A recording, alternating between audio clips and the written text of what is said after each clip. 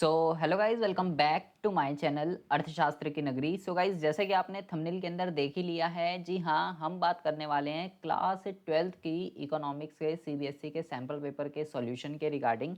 इसके part first में हमने जो है समष्टि अर्थशास्त्र का जो है कंप्लीट जो है 17 क्वेश्चनों को एनालाइज किया था। उसके क्या आंसर होने चाहिए, कैसे उसके आंसरों को लिखना है, कंप्लीट हमने जो है पार्ट 1 पे जो है डिस्कशन करा था। अगर आपने वो वीडियो नहीं देखी है तो मेरे भाई प्लेलिस्ट में जाकर जो है आप उस वीडियो को जो है बहुत ही अच्छे से जो है घोल कर पी जाइए, क्योंकि सीबीएसई का जो सैंपल पेपर होता है उसको करने का सबसे बढ़िया फ़ायदा ये है, आपको क्वेश्चन का फ्रेमवर्क किस तरीके से रहने वाला है, किस टाइप के क्वेश्चन आने वाले हैं, असर्शन रीजनिंग वाले, कथन वाले, MCQ questions and long question, short question, सारा का सारा आइडिया जो है आपको इन सैंपल पेपर से मिल जाता है। और सीधे सीधे डायरेक्ट डायरेक्ट क्वेश्चन इस सैंपल पेपर से जो है एग्जाम के अंदर फंसते हैं। तो इस सैंपल पेपर को सभी सब्जेक्ट का, चाहे वो आपका कोई भी सब्जेक्ट हो, इसको जो है बहुत ही अच्छे से प्रिपेयर करके जाइएगा जितने भी सीबीएसई सैंपल पेपर जो है वो रिलीज करता है। ठीक है जी।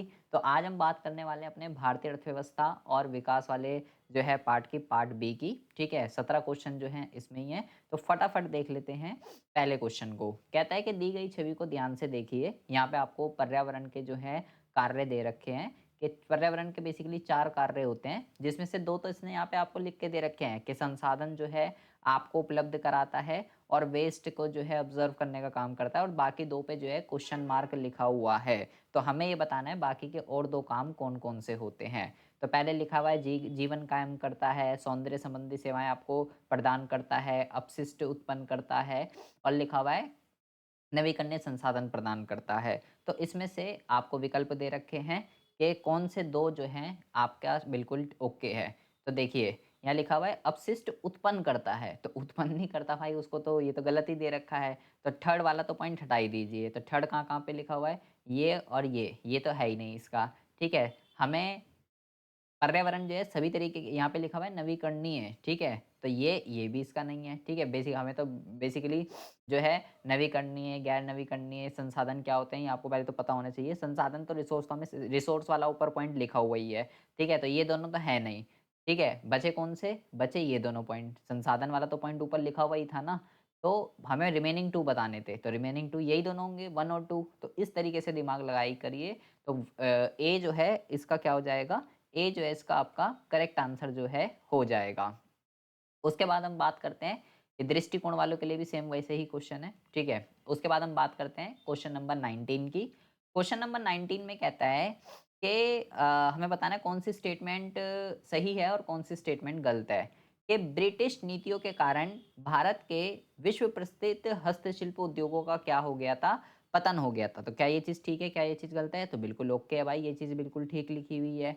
उसके बाद लिखा हुआ है भारत में औपनिवेशिक शासन के दौरान जो जीवीए था, औद्योगिक क्षेत्र के अंदर इसका जो है बहुत ज़्यादा योगदान बढ़ गया था। तो क्या ये स्टेटमेंट ठीक है, क्या ये स्टेटमेंट गलत है? तो ये स्टेटमेंट गलत है। पहली ठीक है, दूसरी गलत है। तो इसका जो करेक्ट आंसर हो जाएगा आपका, वो हो जाएगा आपका ए। ए जो है इसका करेक्ट आंसर जो है हो जाएगा। ठीक है, अच्छा जी। उसके बाद हम बात करते हैं, उसके बाद हम बात करते हैं अ 20वें क्वेश्चन के रिगार्डिंग। 20वें क्वेश्चन में कहता है कि नीचे असर्शन दे रखी है, रीजनिंग दे रखी है, हमें बताना है कौन सा ठीक है, कौन सा गलत है, क्या करेक्ट है इसका जो है आंसर होगा। तो 20वें क्वेश्चन में कहता है कि शिक्षा आयोग 1964 से 1966 ने सिफारिश की थी कि सकल घरेलू उत्पाद का कम से कम 4% जो है ना शिक्षा पे जो है क्या होना चाहिए, 4% जो है शिक्षा पे खर्च होना चाहिए। ये यहाँ पे जो है असर्शन में ये यहाँ पे जो है लिखा हुआ है। ये क्वेश्चन ना पहले भी सीबीएसई के अंदर पूछा गया है। और रीजन में देखिए, रीजन क्या लिखा हुआ है, केंद्र राज्य सरकारें 100% साक्षरता प्राप्त करने के उद्देश्य को पूरा करने के लिए पिछले कुछ वर्षों से शिक्षा क्षेत्र में व्यय को क्या कर रही है, बढ़ा रही है। ठीक है, तो सबसे पहले हम बात करते हैं असर्शन की। क्या असर्शन ठीक है, क्या असर्शन गलत है? तो असर्शन जो है ये गलत दे रखी है, लेकिन रीजन जो है वो करेक्ट दे रखा है। दोनों में से एक भी जब गलत हो जाता है तो आपके लिए उसको आइडेंटिफाई करना बहुत ज़्यादा आसान हो जाता है। तो भाई असर्शन गलत है, तो करेक्ट सीधा जो है सीधा-सीधा आपका जो है सीधा-सीधा इसमें जो है आपका 20वें क्वेश्चन की अगर हम बात करें, तो सीधा-सीधा डी इसका जो है आपका करेक्ट आंसर हो जाएगा। ठीक है? असर्शन गलत है लेकिन रीज़न जो है वो ठीक है।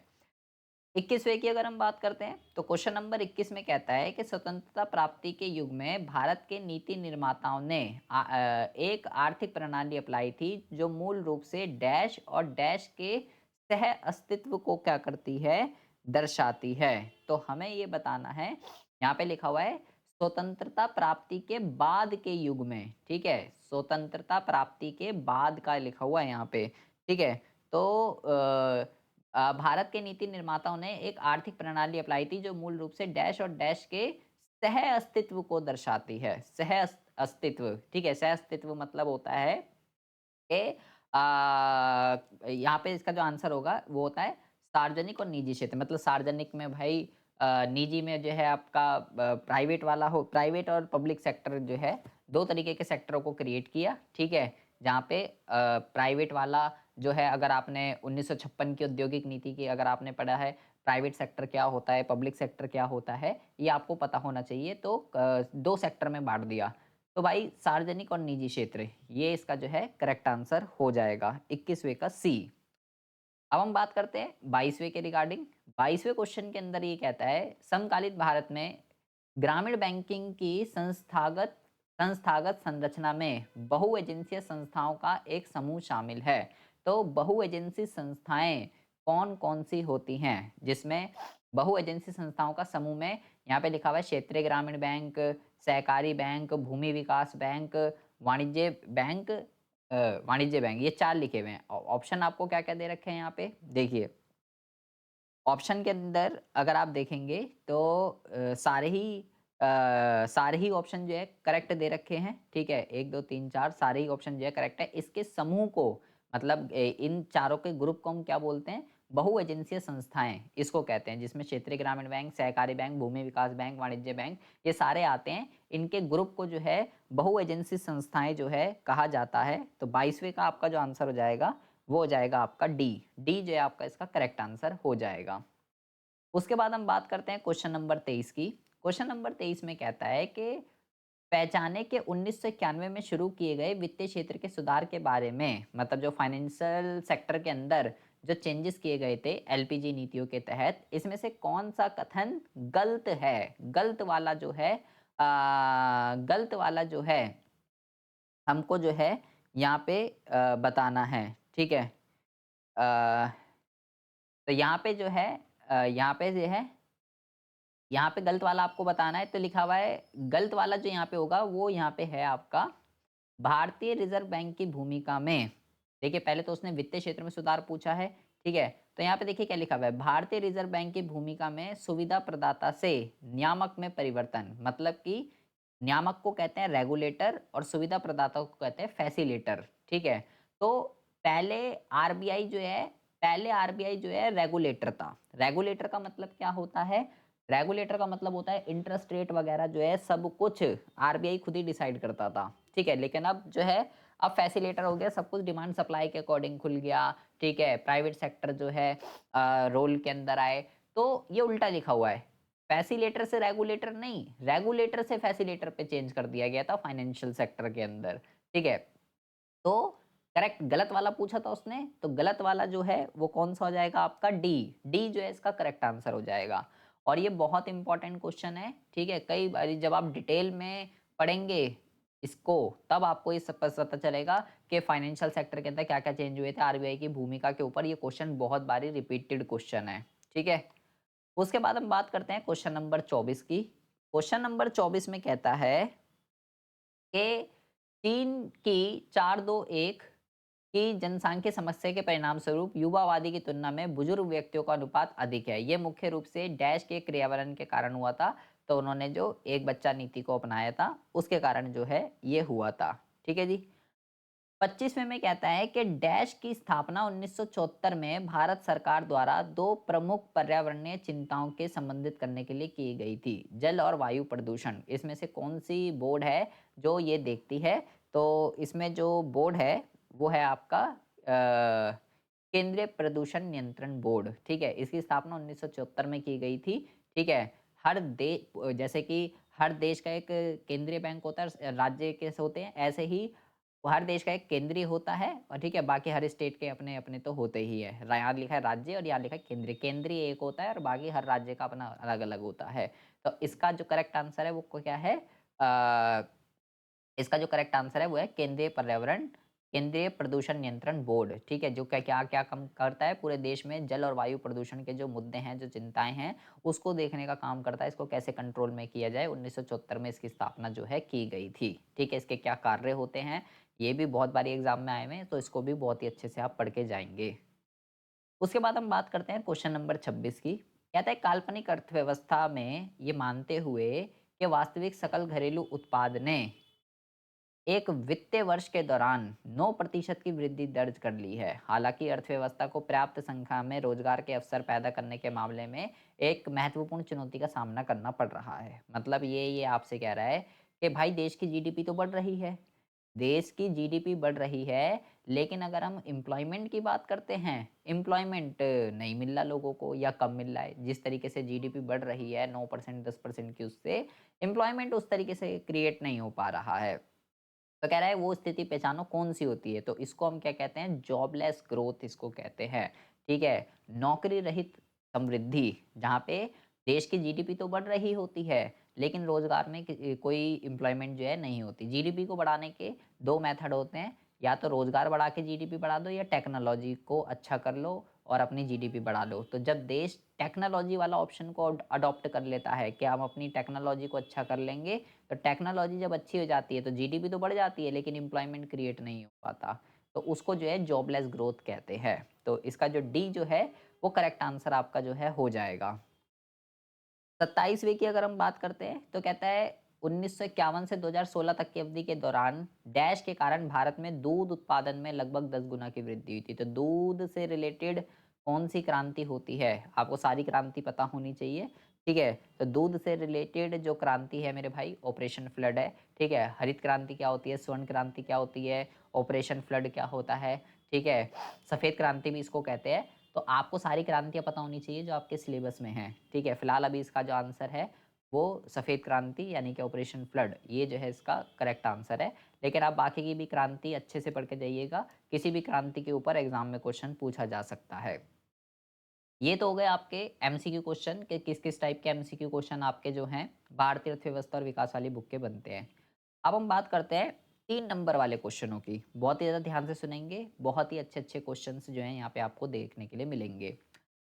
कहता है 1991 के सुधार के दौरान सरकार द्वारा शुरू की गई विनिवेश नीति का आलोचनात्मक मूल्यांकन करें। पहले तो आप ये समझिए, पहले तो आपको यहाँ पे 2 वर्ड पता होने चाहिए। पहले तो विनिवेश की नीति क्या होती है? पहले तो आपको विनिवेश होता क्या है? पहले तो आपको ये पता होना चाहिए। और आलोचनात्मक मूल्यांकन क्या होता है? दूसरा आपको ये पता होना चाहिए। तो विनिवेश नीति का मतलब जब आप एलपीजी वाला चैप्टर पढ़ोगे, उदारीकरण, निजीकरण और वैश्वीकरण वाला, तब आपको पता चलेगा कि विनिवेश क्या होता है। विनिवेश के अंदर सरकार क्या करती है, जो पब्लिक सेक्टर के पब्लिक सेक्टर के क्या होता है, मान लो कोई पब्लिक सेक्टर की कोई ऑर्गेनाइजेशन है, तो जब वो लॉस में जा रहे होते हैं, जब वो घाटे में जा रहे होते हैं, तो सरकार के पास 2 ऑप्शन होते हैं। या तो पूरा ही उसको बेच दे या पार्शियली कुछ शेयर बेच दे। अगर पूरा ही बेच देती है, तो उसको तो कहते हैं निजीकरण। अगर पूरा बेच देती है, तो उसको कहते हैं निजीकरण, प्राइवेटाइज़ेशन।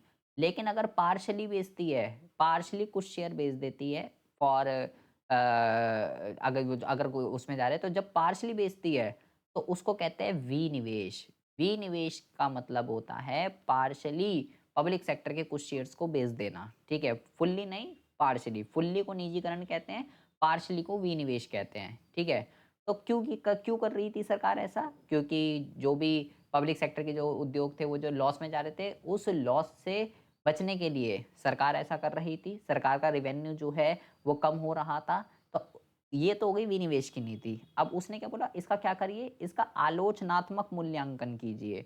तो पहले तो आपको उसको डिसइन्वेस्टमेंट समझाना है कि डिसइन्वेस्टमेंट होता क्या है, ठीक है? फिर आपको ये बताना है डिसइन्वेस्टमेंट मैंने आपको बता दिया कि डिसइन्वेस्टमेंट क्या होता है। फिर आपको बताना 1991 में सरकार ने क्या-क्या डिसइन्वेस्टमेंट करा, ठीक है?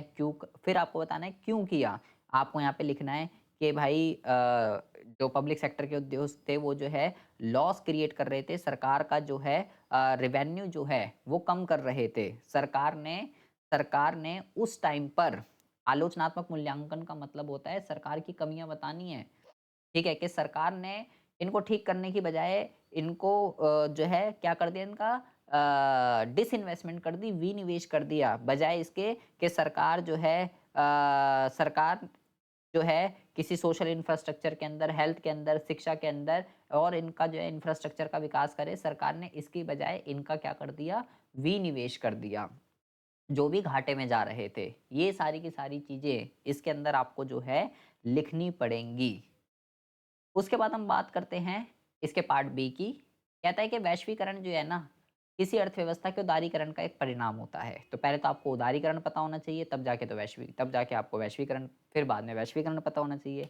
तो उदारीकरण का मतलब होता है, जो भी रूल एंड रेगुलेशन, जो रिस्ट्रिक्शन सरकार ने लगा रखी थी, उसको खत्म कर देना। तो जब खत्म कर देते हैं, और वैश्वीकरण का मतलब क्या होता है? एक अर्थव्यवस्था को दूसरे देशों की अर्थव्यवस्थाओं के क्लोज लेकर आना। तो क्लोज तो तब आएगी ना दूसरे देशों की, हमारी अर्थव्यवस्था दूसरे देशों की अर्थव्यवस्था के क्लोज तो तब आएगी ना जब रूल रेगुलेशन और जो रिस्ट्रिक्शंस लगे हुए हैं वो जब हटेंगे, तभी तो हम दूसरे देशों के साथ व्यापार कर सकेंगे, क्लोज आ पाएंगे, अच्छे रिलेशनशिप जो है बिल्डअप हो पाएंगे।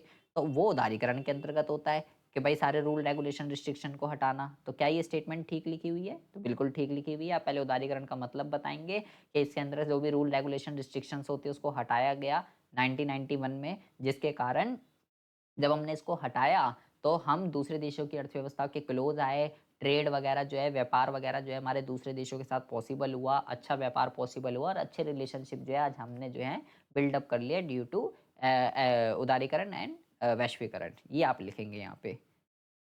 उसके बाद आते हैं भाई एक बहुत ही इंपॉर्टेंट क्वेश्चन के रिगार्डिंग, ये बार-बार रिपीट हो रहा है पिछले 2-3 साल से।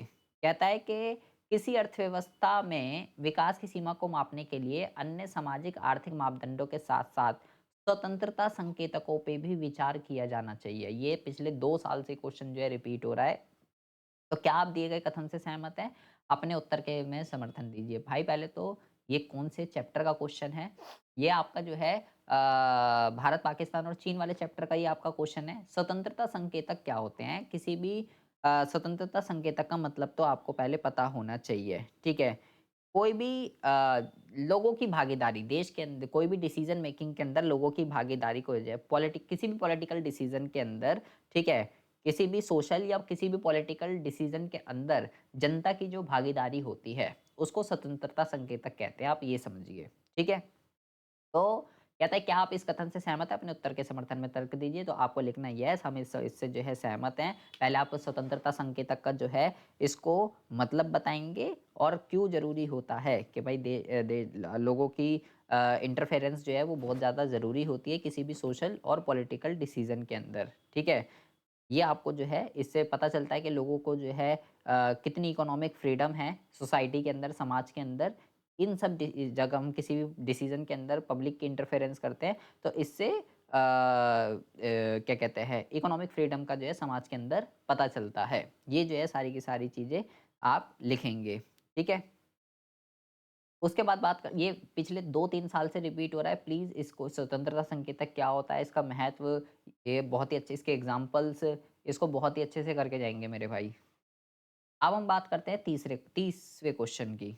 30 में कहता है, 4 नंबर का क्वेश्चन है कि 1970 के दशक के अंत में लागू की गई सुधार प्रक्रिया, जिसे आमतौर पर चीन की खुली दरवाजा नीति के रूप में जाना जाता है, इसमें कृषि, निवेश, उद्योग आदि जैसे क्षेत्रों में सुधार की एक विस्तृत श्रृंखला शामिल थी। इन सुधारों ने चीन अर्थव्यवस्थाओं में तेजी से विकास के आगे बढ़ने के महत्वपूर्ण भूमिका निभाई।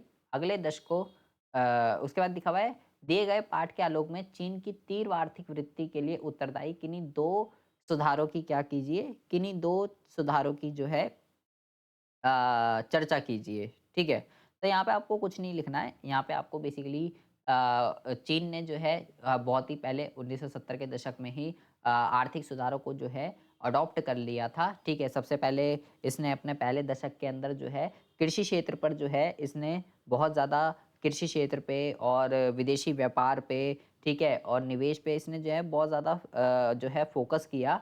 और जब इसका कृषि क्षेत्र वगैरह जो है जब बहुत ही अच्छे से जब जो है ग्रो हो गया, उसके बाद जब इनका प्राथमिक क्षेत्र बहुत ही अच्छे से जो है डेवलप हो गया, तब जाके इसने अपने आगे वाले फ़ेज़ में दूसरे फ़ेज़ के अंदर फिर इन्होंने जो है इंडस्ट्रियल सेक्टर पे जो है ध्यान दिया, जहाँ पे इन्होंने जो है प्राइवेट सेक्टर वगैरह जो है और इन्होंने जो है क्या कहते हैं और भी कई सारी पॉलिसीज़ थी जो इन्होंने जो है अपनाई, जिसकी वजह से इनका प्राथमिक क्षेत्र और द्वितीयक क्षेत्र और तृतीयक क्षेत्र तीनों के तीनों क्षेत्र जो हैं वो बहुत ही अच्छे जो है ग्रो हुए।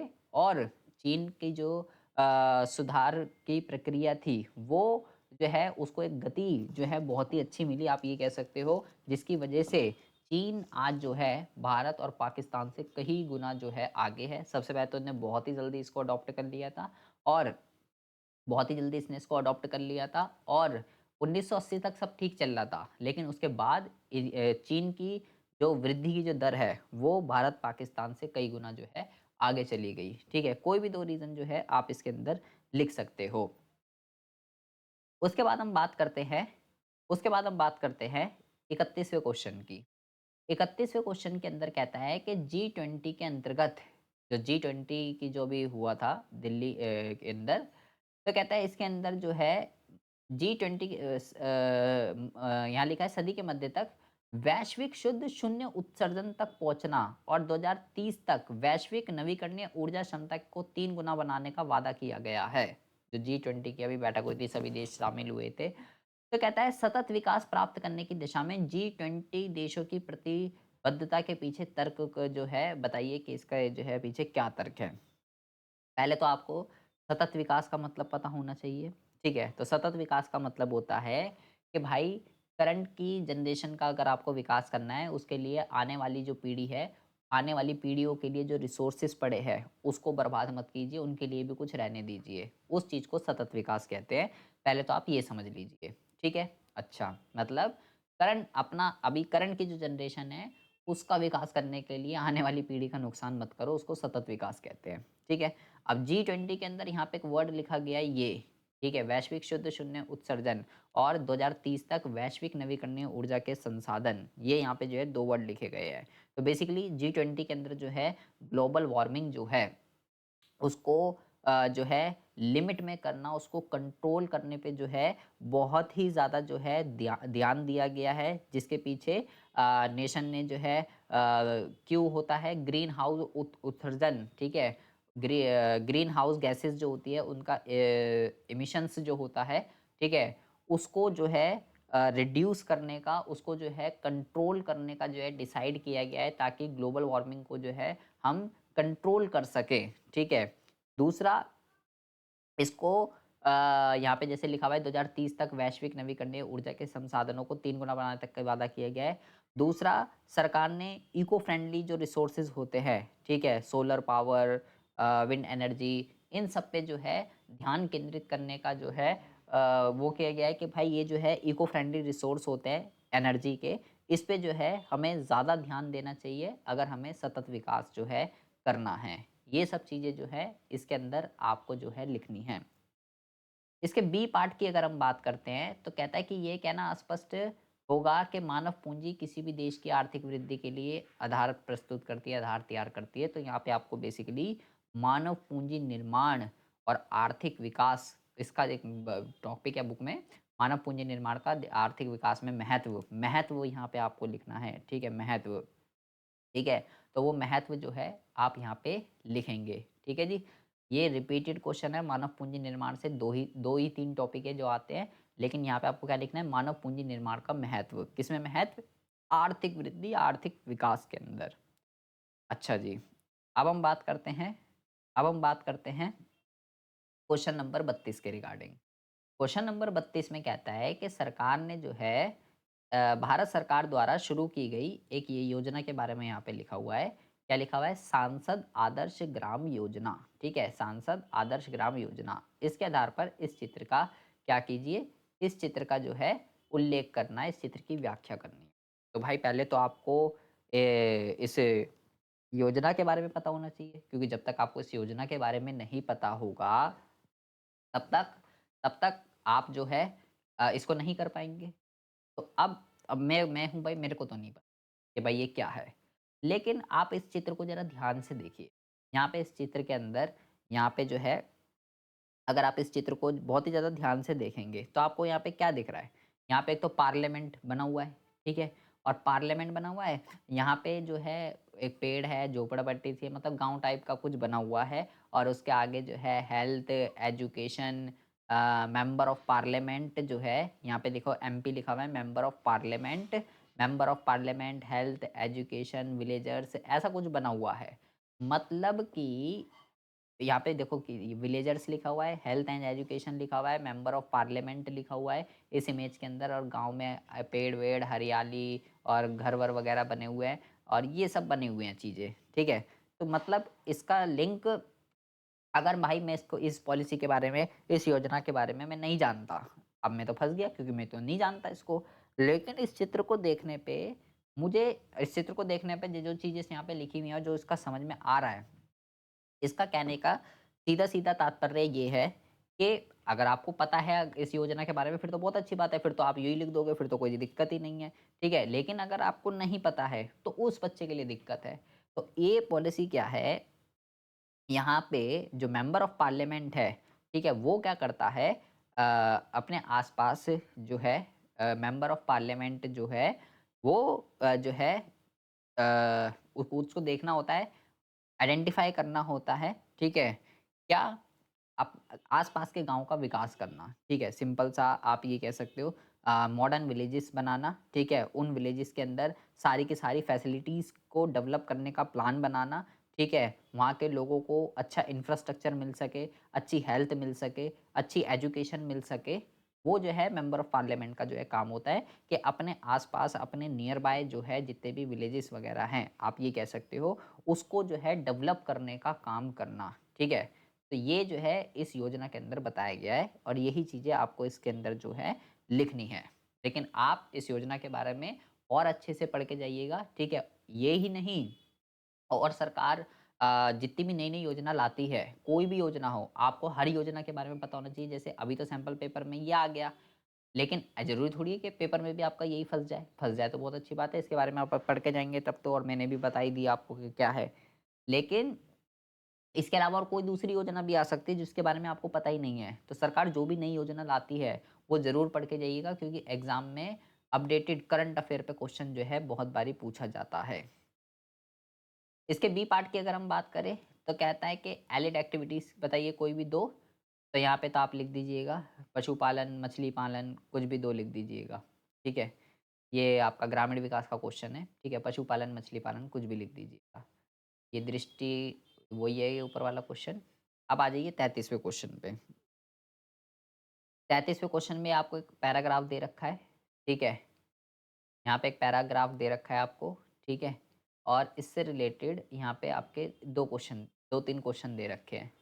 तो पहले क्वेश्चन में कहता है, ये बहुत ही अच्छा क्वेश्चन है मेरे भाई, इसको प्लीज़ अच्छे से करिएगा।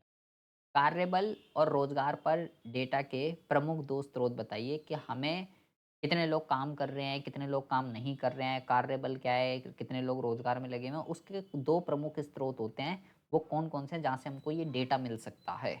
तो जब आप ऊपर पढ़ेंगे, या अगर आपको पता है, तो बहुत अच्छी बात है। पहला होता है आपका सेंसस, ठीक है? और दूसरा होता है एनएसएसओ, ये 2 जो है, यहाँ से हमें ये डेटा मिलता है। ऊपर भी लिखा हुआ है पैराग्राफ, जब आप पढ़ोगे, अगर आपको नहीं पता कोई नहीं, पैराग्राफ में ऊपर लिखा हुआ है, वहाँ से भी आपको इसका आंसर मिल जाएगा। श्रम बल जो है, लिखा हुआ है श्रम बल, ये तो हो गया पहला वाला पार्ट इसका।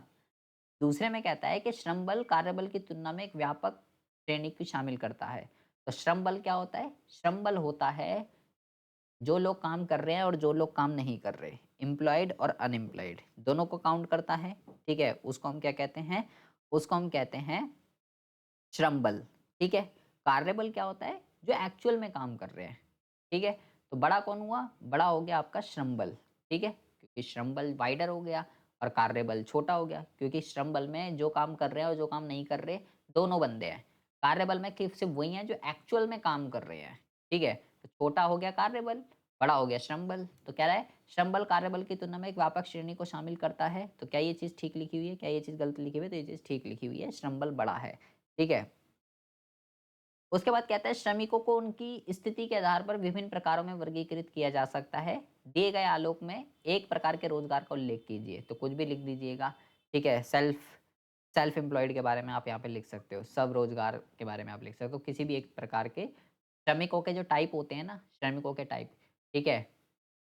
कैजुअल वर्कर, ठीक है? सेल्फ एम्प्लॉयड वर्कर, किसी भी एक प्रकार के वर्कर के बारे में आप यहाँ पे लिख सकते हो। अब हम बात करते हैं अगले क्वेश्चन के रिगार्डिंग। तो क्वेश्चन नंबर 34 में कहता है, ये लास्ट क्वेश्चन है। क्वेश्चन नंबर 34 में कहता है कि भारत ने जो है 1956 में औद्योगिक नीति को अपनाया था, जिसमें क्षेत्रीय समानता को बढ़ावा देने के लिए लाइसेंस प्रणाली शुरू की थी। तो दिए गए कथन को वैध तर्क उठाइए और बताइए कि क्या है। तो क्या ये चीज़ ठीक है, क्या ये चीज़ गलत है? तो बिल्कुल हमने 1956 में जो औद्योगिक नीति अपनाई थी, उसके अंदर सरकार ने लाइसेंस व्यवस्था कर दी थी, जिसमें उद्योगों का 3 श्रेणियों में वर्गीकरण कर दिया था। पहली श्रेणी में कौन आते हैं, दूसरी में कौन आते हैं, तीसरी में कौन आते हैं, कितने उद्योग आते हैं, ये सब आपको बहुत ही अच्छे से पता होना चाहिए, क्योंकि इससे ये क्वेश्चन मेरे भाई फिक्स से आता ही आता है।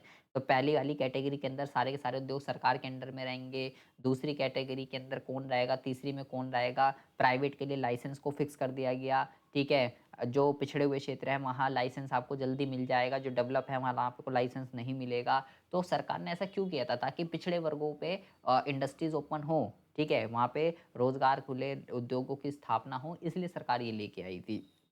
क्या ये चीज़ ठीक लिखी हुई है, क्या ये चीज़ गलत है? तो बिल्कुल सही है। आईपीआर 1956 जो है पूरा का पूरा यहाँ पे लिख देंगे, ठीक है? लाइसेंस वाला। भारत में औपनिवेशिक शासन के दौरान राष्ट्रीय और प्रति व्यक्ति आय के अनुमान लगाने में कई सारे विद्यमान शामिल थे। हमने बताना है कि किस-किस ने अनुमान लगाया और सटीक सबसे बढ़िया किसका था। तो भाई कुछ भी लिख देंगे। वी.के.आर.वी. राव, ठीक है? आर.सी. देसाई, दादा भाई नौरोजी, कई सारे थे जिन्होंने लगाया, लेकिन सबसे सटीक किसका था? वी.के.आर.वी. राव का, ठीक है? वी.के.आर.वी. राव का। और आपको डेटा भी पता होना चाहिए। 2% of national income annual growth and 0.5% per capita, ठीक है? प्रति व्यक्ति आय कितनी थी we K R V Rao के अनुसार? 0.5%, ठीक है? और एनुअल ग्रोथ कितनी थी नेशनल वाली कह सकते हो 2% नेशनल एंड 0.5% प्रति व्यक्ति। ये बहुत इंपॉर्टेंट क्वेश्चन है, बहुत ज़्यादा। इनके नाम भी पूछ लेता है किन किन ने, जो मैंने बताया Dadabhai Naoroji, V K R V Rao and R C Desai, ये सब नाम आपको पता होना चाहिए। और सबसे सटीक we K R V Rao का था। उसके बाद कहता है औपनिवेशिक काल के दौरान भारत के विदेशी व्यापार पर बड़े निर्यात अधिशेष की विशेषता शामिल थी, लेकिन इसके परिणाम स्वरूप भारत में किसी भी तरीके के सोने चांदी का किसी भी तरीके का कोई भी प्रभाव नहीं हुआ। ये बेटा बहुत ही अच्छा क्वेश्चन है और रिपीटेड क्वेश्चन है, सपोर्ट मटेरियल में भी बहुत बार ये पूछा गया है क्वेश्चन। आधे बच्चों को तो समझ ही नहीं आएगा कि ये पूछ क्या रहा है इसके अंदर, बताना क्या है इस क्वेश्चन के अंदर। तो इसके अंदर अगर आप पढ़ेंगे, जब भारतीय संपत्ति का निष्कासन, जब स्वतंत्रता प्राप्ति वाला जब आप चैप्टर पढ़ेंगे ना, तो वहाँ एक टॉपिक है भारतीय संपत्ति का निष्कासन जो है वो किस तरीके से हुआ, अंग्रेजों ने किस तरीके से भारतीय संपत्ति का निष्कासन किया, वो आपको पढ़ना है। तो यहाँ पे कह रहा है भारत से भाई कई बड़े पैमाने पे जो है निर्यात किया जाता था। अब निर्यात किया जा रहा है तो सिंपल सी बात है, पैसा आना चाहिए, ठीक है? सोना चांदी आना चाहिए। तो लेकिन वो नहीं आया। क्यों? और जो आया भी, उस पैसे का जो भी फ़ायदा हुआ, जो भी प्रॉफ़िट हुआ, जो ट्रेड हो रहा था भारत और उसके बीच में, जो भी ट्रेड हो रहा था, उसे प्रॉफ़िट जो हो रहा था, उसको अंग्रेज़ों ने किस चीज़ में यूज़ कर लिया? वॉर इक्विपमेंट के लिए, वॉर के लिए, एडमिनिस्ट्रेटिव के लिए, और जो सेवाएँ अवेलेबल नहीं हैं, उनका आयात करने के लिए, इन चीज़ों के लिए, बेसिकली 3 पर्पज़ के लिए, एडमिनिस्ट्रेटिव एक्सपेंसेस के लिए, वॉर इक्विपमेंट के लिए या वॉर के लिए, और सेवाओं का आयात के लिए। इन 3 चीज़ों के लिए अ ब्रिटिशर्स ने क्या करा था, इन 3 चीज़ों के लिए ब्रिटिशर्स ने जो है, जो भी हमें विदेशी व्यापारों में लाभ हो रहा था, उसका यूटिलाइज़ेशन यहाँ पर किया। भारत की अर्थव्यवस्था के लिए, भारत की इकोनॉमी के लिए उन्होंने कोई डेवलपमेंट का किसी भी तरीके का कोई कार्य नहीं किया। और इस तरीके से अंग्रेज़ों ने भारतीय संपत्ति का निष्कासन किया। ये आप जो है यहाँ पे लिखेंगे। उसके बाद कहता है कि अ, आत्मनिर्भरता का जो उद्देश्य है, जो हमने योजना के उद्देश्य होते हैं ना 3-4, तो उसमें हमारा एक उद्देश्य है आत्मनिर्भरता। तो हमें ये बताना है हमने इसको क्यों चुना, आत्मनिर्भरता। भई आत्मनिर्भर क्यों होना चाहिए? सिंपल सी बात है। अबे भाई आत्मनिर्भर आज के टाइम पे किसी पे होना ही नहीं चाहिए, क्योंकि जिस पे आप निर्भर हो जाओगे भाई वो आप पे डंडा करने लग जाता है फिर, सिंपल सी बात है। अब की बात हो या तब की बात हो, किसी के ऊपर किसी भी चीज़ के लिए कभी भी डिपेंड नहीं रहना चाहिए मेरे भाई। चाहे वो लड़की हो, पैसा हो या कोई भी हो, ये बात गाँठ बाँध लीजिए, ठीक है? अगर आप किसी भी चीज़ के लिए किसी भी चीज़ के लिए कहीं पर भी आप डिपेंड हो जाते हो, तो आप समझ लीजिए आपका जो है कल्याण हो जाएगा, ठीक है? हमने उस टाइम पे आत्मनिर्भरता के उद्देश्य को क्यों अडॉप्ट किया? क्योंकि पहले हम दूसरे देशों से आपको अगर आपने जो अगर ये चैप्टर पढ़ा हो, तो पहले हम दूसरे देशों से जो है भाई फूड वगैरह जो है सब कुछ ही अमेरिका वगैरह से जो है लेते थे, कुछ भी चीज़ हो, सब कुछ हम दूसरे देशों से लेते थे। तो एक टाइम ऐसा आया भाई अमेरिका ने जब हमारी लड़ाई हुई भारत-पाकिस्तान की, तो उन्होंने बोला कि अगर आप वॉर नहीं रोकोगे तो हम आपको खाने के लिए नहीं देंगे। जो भी आप हमसे आयात वगैरह करते हो, हम वो नहीं देंगे आपको।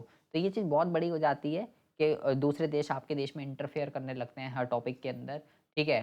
तो इस चीज़ से बचने के लिए भारत ने जो है आत्मनिर्भरता का जो उद्देश्य है पंचवर्षीय योजना के अंदर, उसको जो है अडॉप्ट किया। तो आत्मनिर्भर होना, किसी पे भी निर्भर ना होना, ठीक है? आत्मनिर्भर रहिए, किसी पे भी निर्भर ना रहिए, ठीक है? अगर आप किसी दूसरे पे निर्भर हो गए, तो भाई आपका कल्याण हो जाएगा। हमेशा अपने ऊपर निर्भर रहिए, ठीक है? जो करना है खुद करना है, कैसे भी करना है, कम करना है, ज़्यादा करना है, खुद रहिए। दूसरों से आप हेल्प माँगने जाओगे तो भाई दिक्कत हो जाएगी। तो ये यहाँ पे जो है आपको सारा का सारा लिखना है। अब हम बात करते हैं ज़रा अगले क्वेश्चन की, शायद ख़त्म ही हो गया है हमारा। तो ये आपका जो है कंप्लीट हो गए हैं 34 क्वेश्चन, ठीक है? कंप्लीट भारतीय अर्थव्यवस्था विकास, ठीक है? ये हिंदी में आप सोच रहे हो कि सैंपल पेपर हिंदी में कैसे आ गया? तो भाई जिनको नहीं पता है ये मैंने पूरा का पूरा हिंदी में कन्वर्ट कर दिया। अगर आपको ये नहीं मिला है, आप मुझे कमेंट बॉक्स में कमेंट कर सकते हैं, ठीक है? आप कमेंट बॉक्स में कमेंट कर सकते हैं, इसका लिंक मैं आपको दे दूँगा या आप डाउनलोड कर लीजिएगा और उसको कंप्लीट जो है आप इसको करके जाइएगा। वीडियो अच्छी लगी हो तो प्लीज़ इसको आप ज़्यादा से ज़्यादा लाइक और अपने फ्रेंड्स में शेयर ज़रूर कीजिएगा। सभी फ्रेंड्स में, सभी स्कूल के ग्रुप में जो भी आपके पास है, वहाँ इसको ज़्यादा से ज़्यादा शेयर ज़रूर कीजिएगा। ठीक है? मिलते हैं आपसे नेक्स्ट वीडियो में ऐसे इंटरेस्टिंग टॉपिक के साथ। तब तक के लिए have a good day. Bye bye. Take care.